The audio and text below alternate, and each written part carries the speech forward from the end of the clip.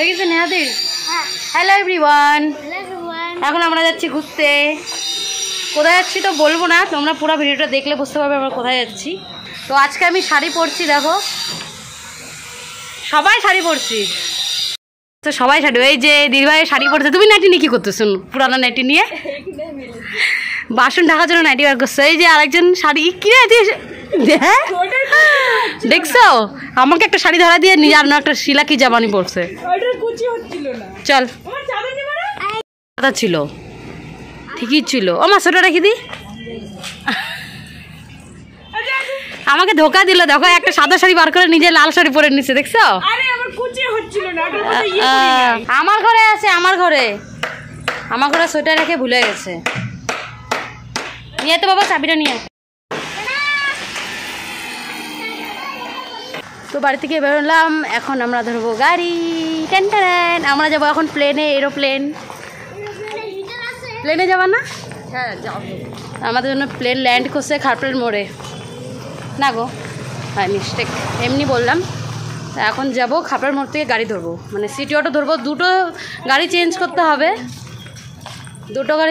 হবে, এখান থেকে যাব সেবক মোড়, তারপরে সেবক মোড় থেকে যেখানে যাব। তো তোমরা পুরো ভিডিওটা দেখতে থাকো, বলবো না কোথায় যাচ্ছি। চলো।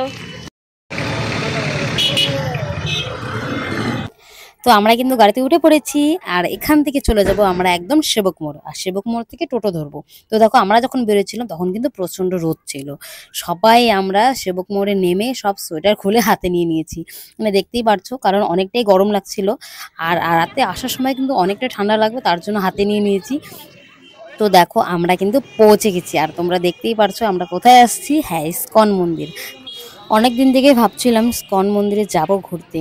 তো প্রথমত হচ্ছে মা দেখেনি, বড়দি ভাইও যায়নি আগে, তো ভাবলাম সেখানেই যাওয়া যাক, কারণ না ওরাও দেখে নেবে আর ঘোরাও হয়ে যাবে।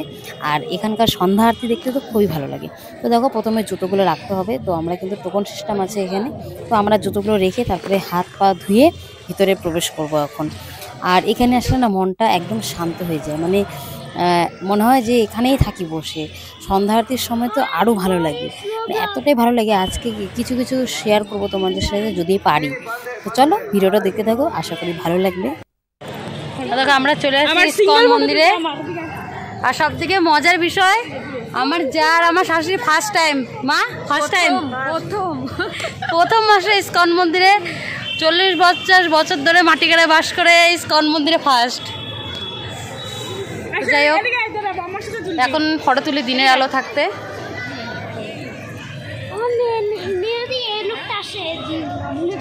কিছু ফটো তুলে নেব, তারপরে ঢুকবো ভিতরে। যে ঝিল, এখানে নৌকো মানে বোটিং হয় এখানে, এখন আপাতত হচ্ছে না। এখানে মাছও আছে অনেক, অনেক ঠান্ডা। রোদ চলে গেছে, ভাবছিলাম রোদ থাকবে। দেখো কি সুন্দর হলুদ হলুদ ফুল, বাও কি ভাল লাগছে দেখতে। না ভিজা নাই, তুইও চলে আসছিস, দেখছো আমি চলে আসছি দেখে এরা দুজনে চলে আসে পিছে গন্ধ শুনতে শুনতে। চলো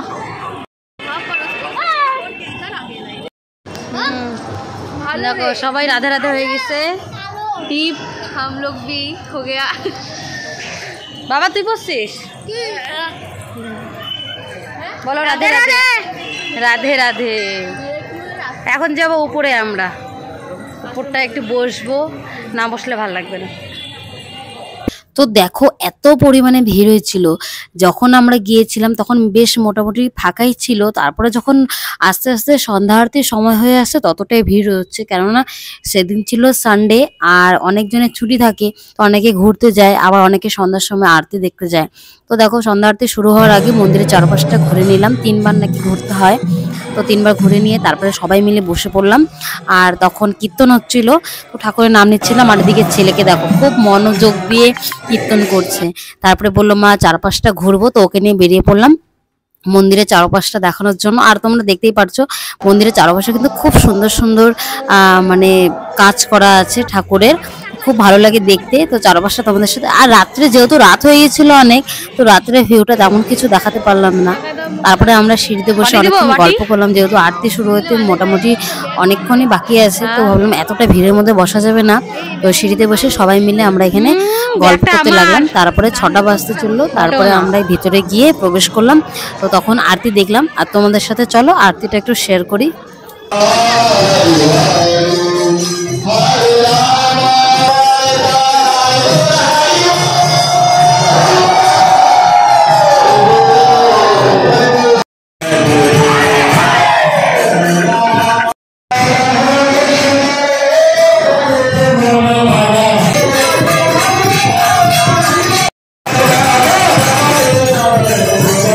সন্ধ্যা আরতি শেষ, আর এখন আমরা বেরোবো।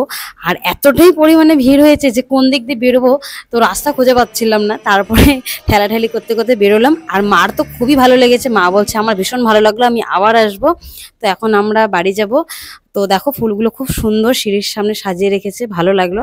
তো সেখান থেকে তো আমরা প্রসাদ পাইনি, যেহেতু অনেকটাই লাইন ছিল। তো নিচে একটা মন্দির থেকে প্রসাদ দিচ্ছিল, কৃষ্ণ মন্দির থেকে। তো ওখান থেকে প্রসাদ খেয়ে তারপরে জুতো কাউন্টার থেকে জুতো নিয়ে তো আমরা এখন বাড়ির দিকে রওনা দিব।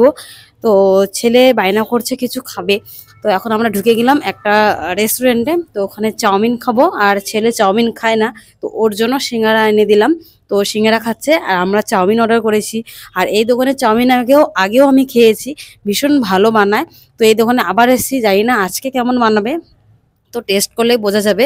তো এখানে সব কিছুই ভেজ, মানে চিকেন ছাড়া সব কিছু, চিকেন আর ডিম ছাড়া এখানে সব কিছু মানে বানানো হয়। তো আমরা এখানে ভেজ চাউমিন অর্ডার করেছিলাম চিকেন আর ডিম ছাড়া, খুব সুন্দর বানিয়েছিল। তো তারপরে চিকেন মানে চাউমিন খেয়ে এখান থেকে বেরিয়ে পড়ছিলাম ফুচকা খেতে। তো এখানে ফুচকা খেলাম, আর ছেলে তো কিছুই খায় না, এগুলো বাইরের জিনিস বলতে খুব কমই খায়। তো তারপরে আমরা বাড়ির দিকে রওনা দিলাম, আরও খাবে চকলেট ক্যান্ডি, তো ওইখান থেকে কিনে নিলাম। তারপরে আমরা টোটোতে উঠলাম, টোটো থেকে যাবো সেবক মোড় থেকে আবার অটো ধরে বাড়ির দিকে রওনা দিব। তো আমরা খাপড় মোড় থেকে নেমে পড়েছি, আর বাড়ির দিকে একটু হেঁটে যেতে হবে, যেহেতু এদিকে গাড়ি ঢুকে না। আর পিছনে দেখো দিদিভাই আর মা আসছে, ওর জন্য খুব আস্তে আস্তে হাঁটে। তো আজকের মতো এতটুকুই। তোমাদের ভিডিওটা কেমন লাগলো অবশ্যই জানাবে। দেখা হচ্ছে আরো একটি ভিডিও নিয়ে, টাটা।